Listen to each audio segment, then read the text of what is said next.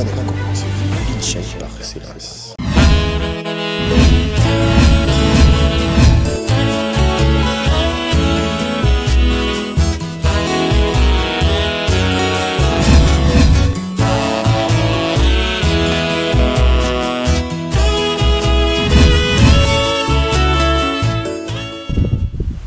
Batata, ba mama, bandeko basi pe mibali, totombeli bino lisusu boye malamu na magazine na bino obolingaka kolanda mingi ebengami na kombo ya les parcours. Na magazine ya les parcours alelo toza na thème moko o ezali très important, ezali bongo très sensible par rapport ya ba thème mingi oyo topesaka bino. Ezali bongo botongi musée Papa Simon Kimbangu Nankamba Yerusalem Yasika. Autrement dit, la construction du musée Papa Simon Kimbangu Ankamba Nouvelle Jérusalem. Au monique awa na kati ya plateau ya lelo, ngai moko le présentateur nazali, kasi na koloba ngai moko te. Ba image nde ya musée wana ekolobela bino pe mingi oyo boyeba kite bokoyeba yango na magazine ya les parcours ya mokolo ya lelo. Alors, lokolo ezali na biso na magazine biso ya les parcours, avant l'entame principale ya sujet, topesaka bino d'abord ba portrait ya biloko ya batu oyo toyambaka na kati ya plateau. Lokolo toyambi musée Simon Kimbangu, tokosenga na régie epesa bino extrait ya portrait ya musée Simon Kimbangu, pe tokokuta na sima pona entame ya sujet principal na biso ya mokolo ya lelo. Régie tolanda biso nyonso.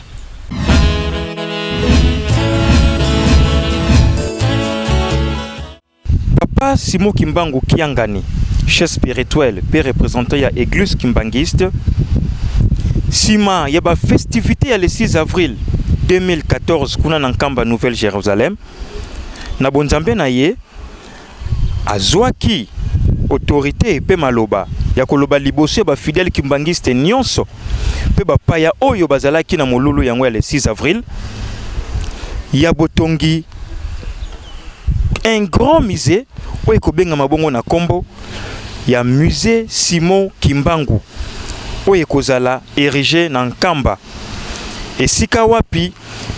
ba œuvre nyonso oyo Papa Simon Kimbangu asalaka na mwasi na ye mama Mwilo Marikia Wangantintani pe bana na bango misato na tangi papa Kisolokele Lukelo Charles Daniel, papa Diangenda Kuntima Joseph pe papa Dialunga na Kiangani Salomon batikaki eko vanda na yango na mokolo ya mercredi le 3 septembre 2014 kuna na Nkamba Nouvelle Jérusalem na Congo Central. Ezalaki bongo pose ya première pierre pe entame ya ba travaux ya construction musée Simon Kimbangu yango, mais pas d'une manière officielle.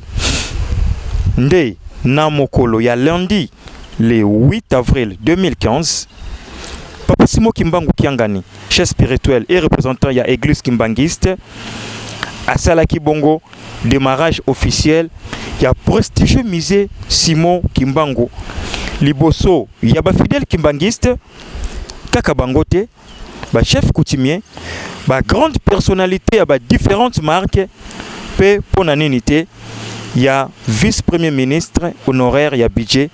excellence Daniel Mukoko Samba. Oye sengeli koyeba ezali ke prestigieux musée Simon Kimbangu wana ezalaki bongo représenté na Oetali 1 cave moko ya monene rez-de-chaussée pe 5 niveau oyo eko abrité kaka musée te kasi bongo partie administrative, autrement dit siège administratif ya église kimbangiste, salle d'exposition oyo eko betisa ba concert eko sangisa ba fête ba spectacle lokola ba conférence pe ba réunion. Musée yango ekosala bongo fierté ya église kimbangiste en particulier pe ya mboka Congo démocratique en général. Exemple à suivre.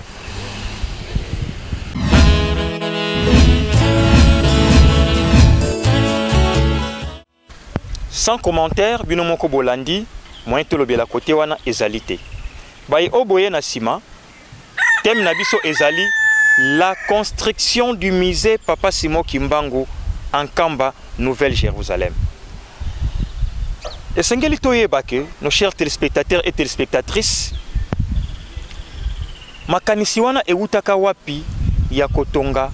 musée Papa Simon Kimbangu na Kamba, Nouvelle-Jérusalem. Et bandaka bongo na un certain mercredi, le 3 septembre 2014 na Kamba, sima ya centenaire ya papa Kisolokele, Lokelo Charles,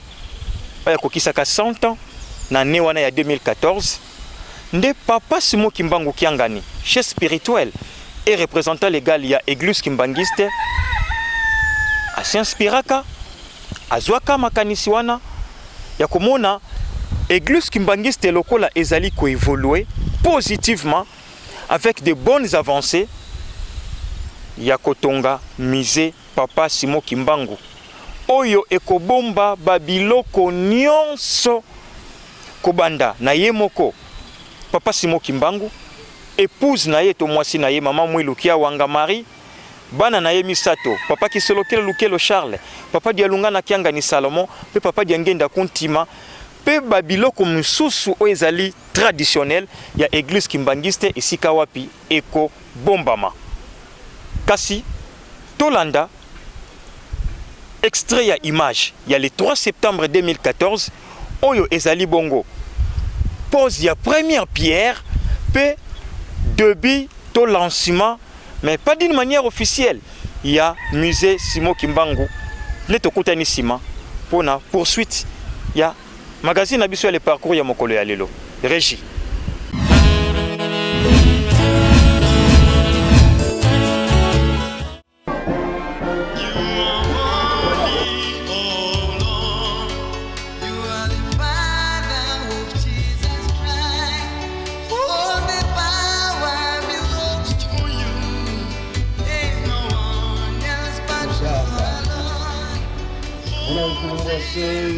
Mwanda velela tata nzambi mfumu Yesu tata mwanda velela beno tuweni lumbweki savo bisal bya mise sibiyanchika kena vosar kyantete timuna idia utuizi pasi musibule nzila tuweni luve bisalu bya bantika bontu bunatolombela Dieu bima bya wonsu bitusimbanga momoko bya mpangu zibyana kengisa sumbule wonza bya kalepi salukiki isaluki anlongo salukiki nzaya mvimba batela mane salu pasike ya salama boba wonsu bakuiza musalebi salu twakala yentima musi wa mbote twakala bawizana mikazi kadiko povaza mikazi kadiko nzonza kamikadiko tanina kadi pasina zolamona tangu ifweni kangu tela mane musalebi salu usonge munza ngianchukule mfokoloro kale betu kintoadi munazola kwangese mwane mwanda vela. Amen. Amen. Lokola tobonde topesi nzela machine bananango kosala au kotikala na kati na misala toyokani yeah. Conducteur banda misala nayo.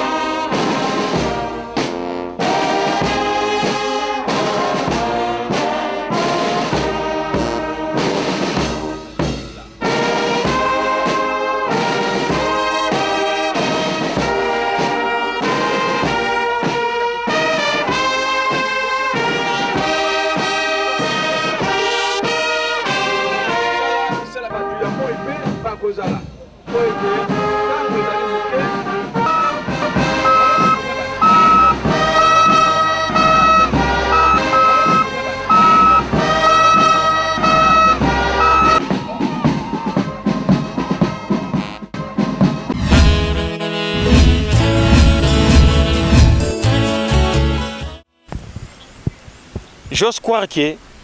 ba image obouti kolanda oyo ezali bongo lancement pe pose ya première pierre ya musée Papa Simon Kimbangu et sali bongo plaisir na tous les fidèles et toutes les fidèles ya église kimbangiste esika wapi bozwami bozolanda magazine le parcours ya poko ya lelo esengeli soso ko retenir que musée Simon Kimbangu sima ya première pose pierre plutôt p début d'une manière officieuse ya ba activité ya construction ya musée Simon Kimbangu wana na mokolo ya lundi le 8 avril 2015 ezalaki bongonde démarrage officiel ya construction ya ba travaux ya musée Simon Kimbangu toujours kuna na Nkamba sima ya ko célébrer le 6 avril 2015 o ezalaka bongo marque fondation ya église kimbangiste na Nkamba mais démarrage officiel wana ezalaki d'abord sous la vigilance ya ba chef coutumier ya ba personnalité ya ndenge na ndenge deuxièmement obayaki kuna mais troisièmement sous la présence de l'œil vigilant ya vice-premier ministre honoraire ya budget na kombo ya excellence Daniel Mukoko Samba nde lisusu tozongi sima ndenge nalobaki na koloba mingi te ba image nde mute koloba mingi total nanu ba réalité wana oyo elekaki nde tozongi sima mpona kosala toujours continuité ya émission le parcours ya lelo régie.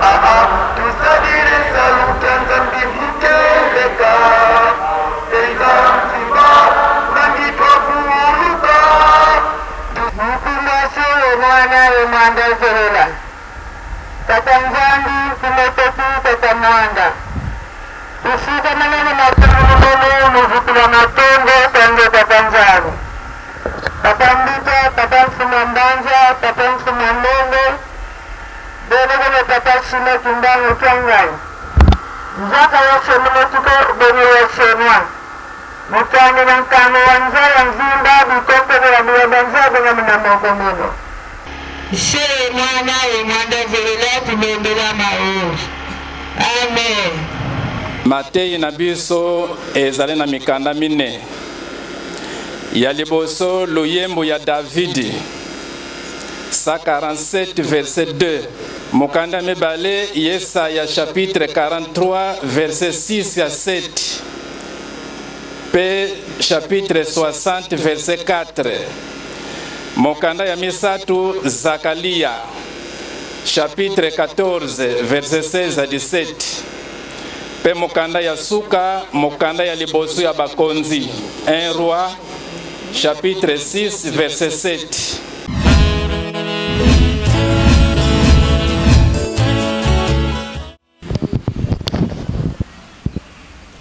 Merci mingi na régie ya offrir biso lisusu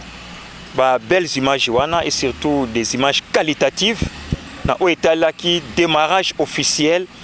ya construction ya musée Papa Simon Kimbangu kuna na mboka Nkamba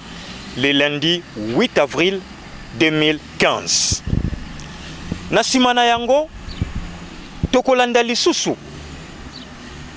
maloba ya architecte principal to chef des travaux ya musée wana yemoko aloba kite kasi sa divinité Simon Kimbangu kiangani yepe a s'exprimaki boye beto kutani sima régie encore couper sa biso ba milulu wana.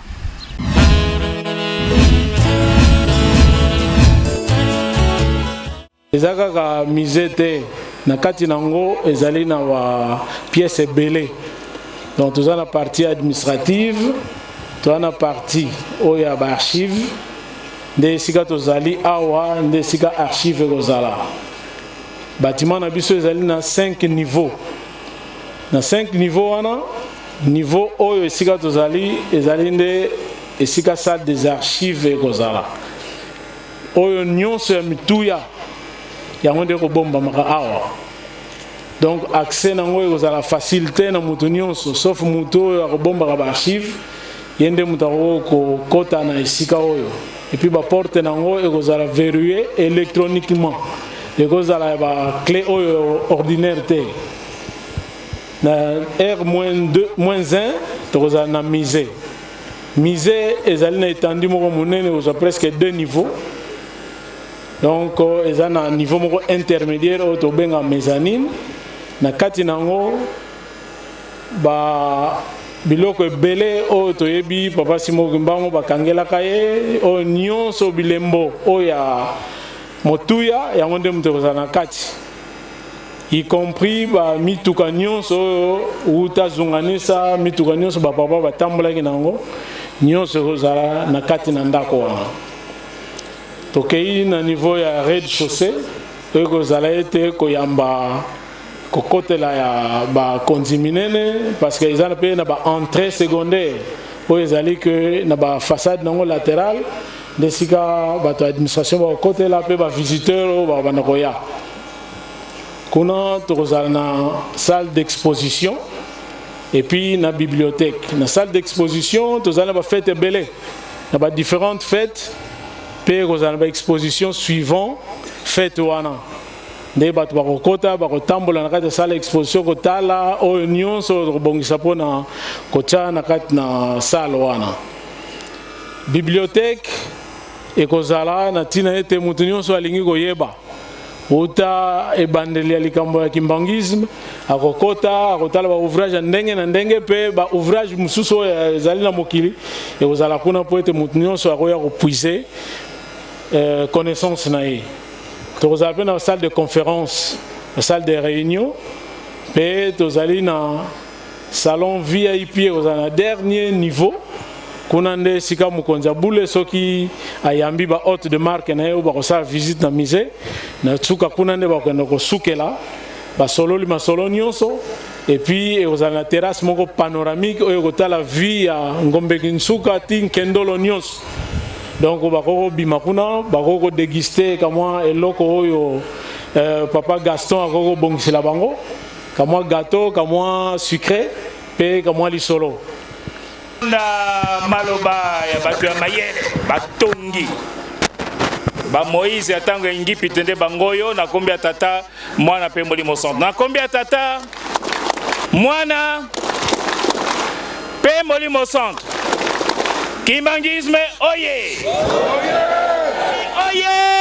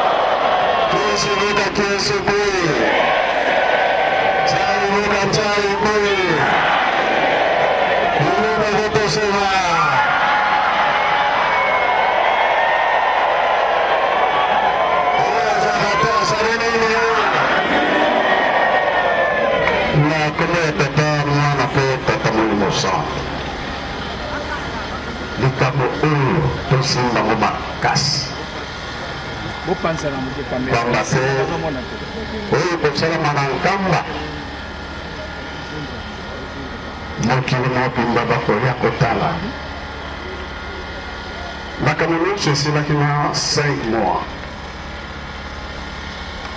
Tant que papa bavanda qui a wa da solo là qui m'a kamungi babamisa qui m'a kamungi on a kosepela ya mutu mwingi biso tuza kolanda oyo bango bazotinda biso elakisete epai touti ezalaki mosika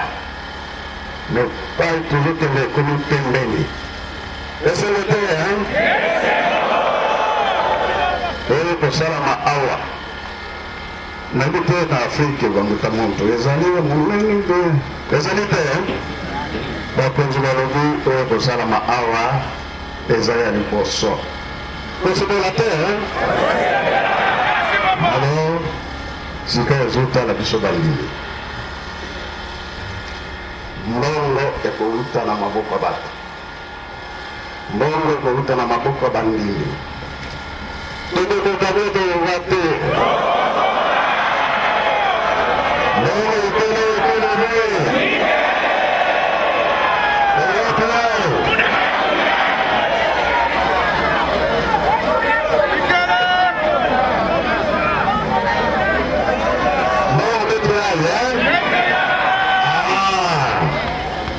moto ye monene nayebi ke tokoresu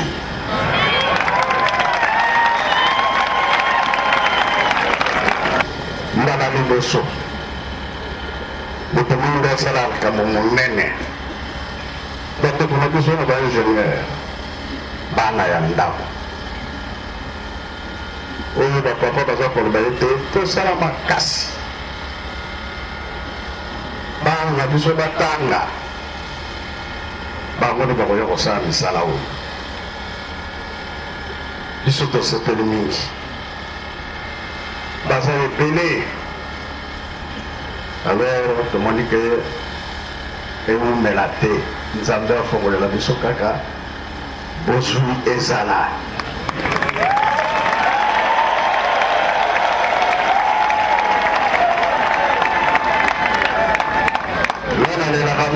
homme d'affaires, bazala ba femme d'affaires, bazala makambo nyonso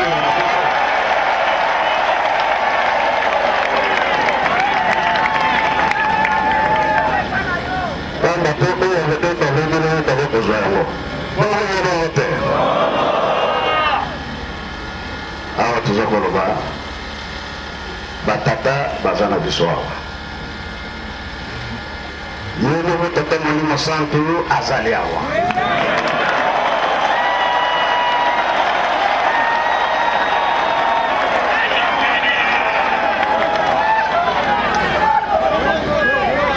pamba te ntango bakufaka na lubumbashi bakolisi ndenge tosalaka batra boulange batie na serfe alors lisu moko ya kokanga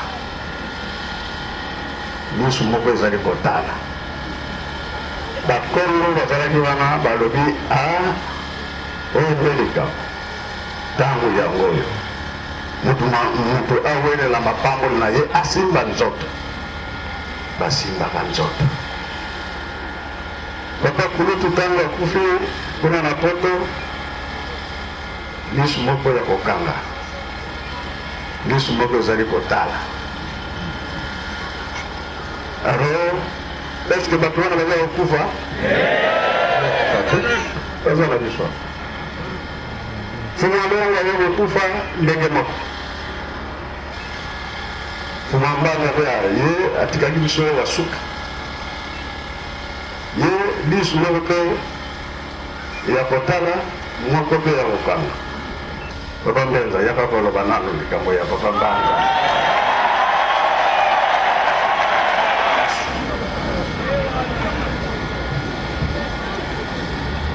bajeni ndeko nakolobaka ntango nyonso mingi bakokanisa ete ezali nde balégende ndenge bakolobaka na lopoto kasi ezali nde solo makambo oyo ebandaki na 5 mois oyo bazalaka na biso na ntango wana bamisusu bazali vivant ndakisa papa zozo oyo ya SPC na papa oyo tobengaka père de bango nde mibale ntango nyonso kozala na papa kulutu na ngombeki nsuka makambo mingi bango mpe bayebi yango papa kulutu papa kisolokolo na 5 mois wana ntango atindaka papa tons oyo mpe kaka ya SPC aya kotuna papa Mfumandongo papa dangina kontima mokolo ya bezongi na Kinshasa réponse ya papa Mfumandongo bapapa bode bazalaka wana ye ayitingai te wana nga kisolokele nakei deja mbala mibale kasi mama nde akozongisaka ngai me mbala misato sikoyo nakozonga lisusu te pamba te nayebi te na ntango wana papa de alingana akoyamba ngai ntango ayebisi ngai nde mwana na motema atanke mwana na bana kokanisa mingi alors aye koyebisa ngai likambo ndenge papa alobeli yango ete ntango ezalaki ete papa Simoki Mbangu alingi kotika biso ndenge abengisaka papa Mfumandongo papa diangenda kuntima na ntango wana akonaka na tananga na ntango wana bana kobenga malumba bor ntango leta apesaki ye nzela akende kokutana papa Mfumandongo akende kokutana na papa Simoki Mbangu papa Mfumandongo apesa biso na bashemamo mingi me na moke moke tobanda koyeba yango tobanda koloba yango pamba te papa Mfumandongo papa dangina alobaki ete likambo oyo ya tata Simoki Mbangu na kala ezalaki ya kobongama po te bayeti likambo oyo po ozala mpenza motu oyo mpenza abombaka basekret soki oza monoko lipo ndenge bakolobaka moye bayebisa oyo ezali te kasi na ntango oyo esengeli ete mokili mobimba moto nyonso ayeba likambo ya tata Simoki Mbangu elobi nini mpona nini tata Simoki Mbangu bali kokumisa ntango nyonso wana maloba bapapa alors sini moko papa kulutu alakisaka mpe na ngai na mikolo wana na sini wana babalaki oyotana boye ajele na silo wana papa kolutu babaki solokele ndenge alakisaki ngai alobi ete soki odoni silo oyo elakisi ete moko na biso alira kufa yango etali ete na lelo ya papa kolutu ele le 17 mars wana nga nazalaka na Kinshasa mais avant esalama nazalaka awa na nkamba baboko na banza atindi ngai na mwanda nakende kozwa biloko ezalaki mpona kolesi nkamba mpe kotongi nkamba biloko wana eutaka na songo faki nkamba papa duki ndenge azali awa nde nakobelekakoli koyeba na bokenga ngai babantu na banza apesi ngai fongola ya mozele ya moi soki papa kolutu aye pisa ye yango anaeti papa menga nakotinda nga na mwana te nayebisi yo ndenge wana fongola ya moi kasi soki papa kolutu aye opesa yango merci papa na ndenge natelema ayetinaka ndenza bisika kozali kokende bokosala accident wana soki tata zali kozala yo te ozokende kokufa ekomi équation moko makasi bon nasali ete natelemi nakende komaka na motuka anyeminga lisusu nayebisi nini ya papa oyotinga esika nazali kokende tozokende kosala accident soki nakebi te nazokende kokufa nayebisi papa ndenga okolemisanga mokolo wana papa wumba mpe alingaki kokende menga nayebisi yango otikala papa ngai naza na programme kuna esi papa wumba yo otikala suka ko la prochaine fois ntango abenginga lisusu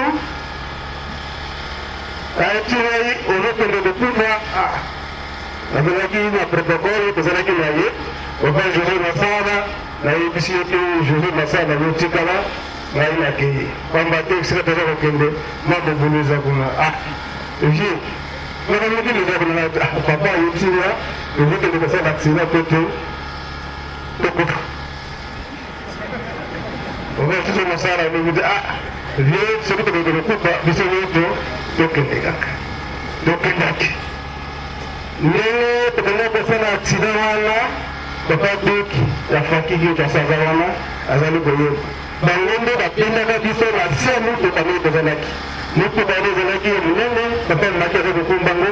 ezalaka charge na 35 filles ya bazoir 55 sac ya loto 60 sac ya madepo biloko nyopana eutaka se na biloko mosusu mais motuka ndenge ekoyaka wana biso nde tobimi 500 kaka motu moko akufaka na mobili yango lelo azalaki secrétaire ya fakis oyo mais yebe na ntango wana atikali komema ngambo na solo ya mwana na ye bana nde bakufaka sikoyo esalaki ye mpasi ake na ndako ngala ndenge akendaki na ndako ngala nanga tali ye boyalobikene ye moko kosalaki mbakambongo esali ndenge yo moko kokokosika bana na ye ye akimi kokimela wapi na nkaba kaka komite nzela te accident esalameke yeka moto akufaka alors ntango nakomi na nzela toyei kosala accident wana ntango ye akufi papa mabanza papa semeki papa ya luyana atindi tata semeki mbangani aluka biso so tozalaki wapi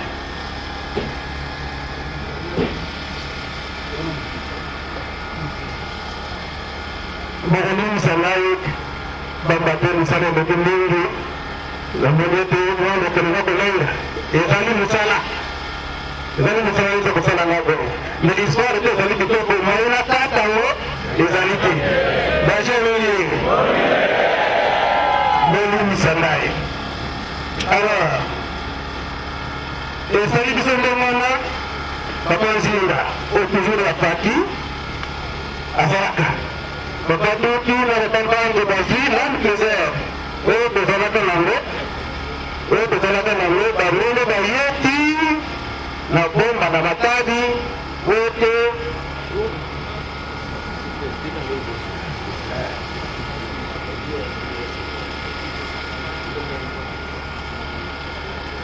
papa Nzinga na batambango bayeti na matadi mpo te koluka foli mpo te bapesa information na nkamba mais awa mpo na nkamba papa Nzinga alors aza kolukisa ngai papa Simo ozwi nouvelle papa Nzinga te atuka naza na nouvelle te ebomba bomba kaza na foli te kaka na matadi papa Nzinga ntango bakomi na matadi bote bakende esika foli ezalaki mutafona libi tout justement papa nazomona papa Nzinga adeya awa papa Nzinga ntango akomi wana alobi ete nalingi nasolola na papa na nkamba na ntina papa Mbenga basali accident me papa Mbenga azali sain et sauf mais moto moko donc akufi ntango papa Simo azwi nouvelle wana ayi kopesa na papa Mpumabanza papa Mpumabanza atindi papa Simo kimbengani aya kozwa mama te ma place nazalaki mais ayebisi maloba alobi ye Mbenza ntango bokutana akota biso na nkamba te akende ka papa Mpumabanza na Kinshasa papa ntango ayebisi ngai tokete Kinshasa dozwi batraitement kaka na mokolo ya liboso ntango nakomi kaka tolekani directement na centre epai papa Mpumabanza papa Mpumabanza ayebisi ngai ete Mbenza likambo oyo tokangaki na 5 mois ye osalaki neti okima sikoyo tata ake kozwile na nzela azongisi yo ndenge kota okoki na motu wana elende kosaleki okokima sikoyo ozongi me sikoyo okozala wa tokozonga no ensemble na nkama.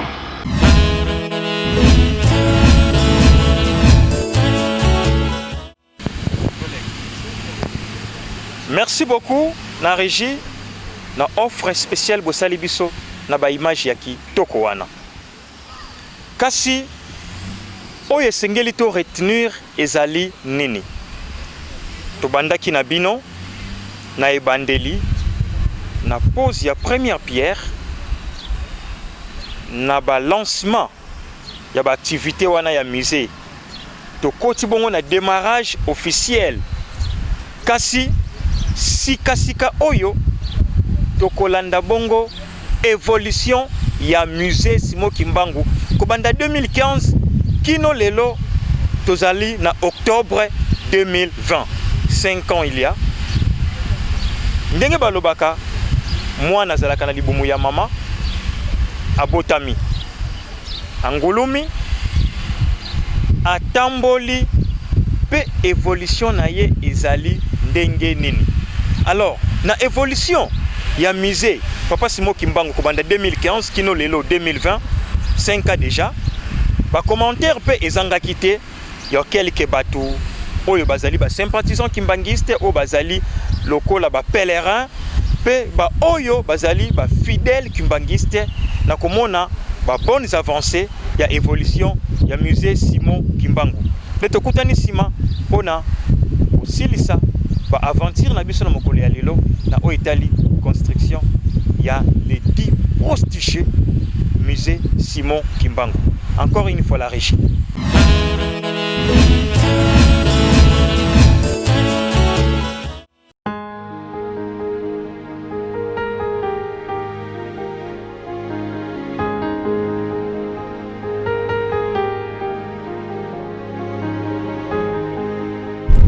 Bon, batata ba mama ndenge to banda koloba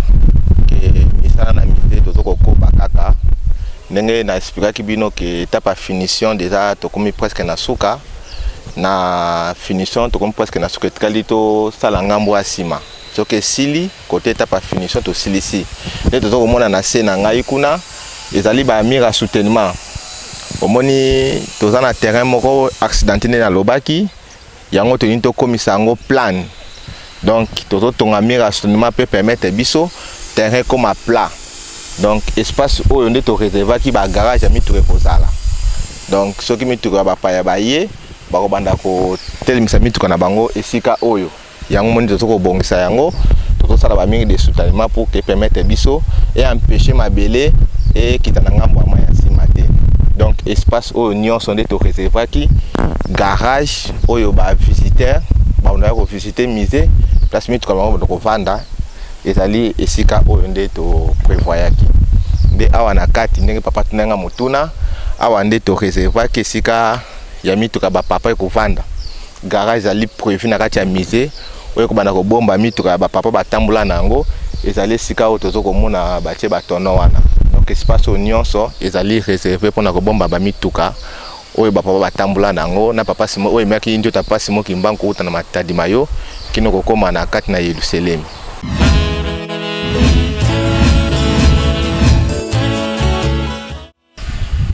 Batata ba mama bandeko basi pe mibali to bandaki na bino na ebandeli kino to komi na évolution ya musée Papa Simon Kimbangu ya komona ebandeli ezalaki na septembre 2015 14 plutôt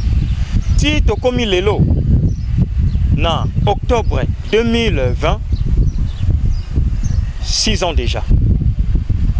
Botala esika nini le prestigieux to le bon édifice musée Simon Kimbangu euti pe ezali kokende na quelques mois ekozala inauguration nango na 2021 le 6 avril. Kasi balobaka eloko nyonso ebandaka na pasi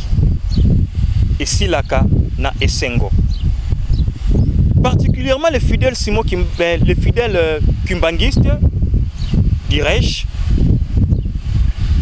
naba tomati nabino obozali koteka. Bama tungu nabino obozali koteka. Bama kala ba kopi ya ndenge na ndenge bozali kosala. Bomoni ndenge nini en plus ezali kobakisama na kati ya édifice wana musée Simon Kimbangu. Ngana zo benga ngo le prestigieux musée Simon Kimbangu. Papa Simon Kimbangu kianga ni le chef spirituel na ba obo uti kotala awa alobi bokotonga musée na moke oyo bozali kozwa ye azana posi ya ba 100 francs na bino ndenge na uti koloba ya ba tomate ya makala ya kosala ba cabine téléphonique ya misala ya ndenge na ndenge esengeli bo profiter bo lembate azali ko encourager bino ya ko apporter les sous un plus na musée wana pour bénédiction ezali kozela bino. Et il faut savoir que tango bénédiction ekotaka na nzoto ya mutu ba œuvre nde mutu esalamaka. La Bible le déclare même, je cite, Bibli elobaka yango, foi oyo ezali na misala te ezali foi te. To kondima oyo ezali na ba œuvre te ezali kondima penza te. Abraham, ba Moïse, ba Eli, ba prophète ya ndenge na ndenge ba bengama ki batu kino lelo bazali ko bengama batu grâce ya misala na bango oyo ezalaki accompagné na ba kondima na bango, autrement dit la foi. Alors pour musée wana esila yo fidèle kimbangiste, yo pèlerin, yo sympathisant équipé te na quelques mois o etikali bokende kopesa maboko epai ya Papa Simon Kimbangu kianga ni na nkamba to esika wapi ba entité ecclésiastique kimbangiste ezwami particulièrement na Kinshasa en général na monde bomonana bo apporter un plus na bino pour ekozala bongo fierté. D'abord il y a église kimbangiste en particulier et fierté il y a République démocratique du Congo en général. Wana ezalaki maloba nanga ya suka na yango to pesi bino merci mingi na bino obozwaki temps pour se sacrifier ya kovanda devant ba poste téléviseur na bino ya kolanda lisusu magazine le parcours désormais bonne fête lisusu te kasi le parcours oyo mesala ko pesa bino ba makambu ya ndenge na ndenge kaka ya église kimbangiste te kasi ya environnement mondial en général. Programme échangé te dimanche nyonso na 19h30 sima ya journal télévisé, rediffusion tous les mercredis na 13h15 na radio-télévision ki mbangiste la ratelki. Nzambe apambola bino tokutani na mikolo ezali koya pona kopesa bino lisusu oyo boyebite. Kimia ankolo ya Papa Simon Kimbangu ezala kati na bino. Au revoir.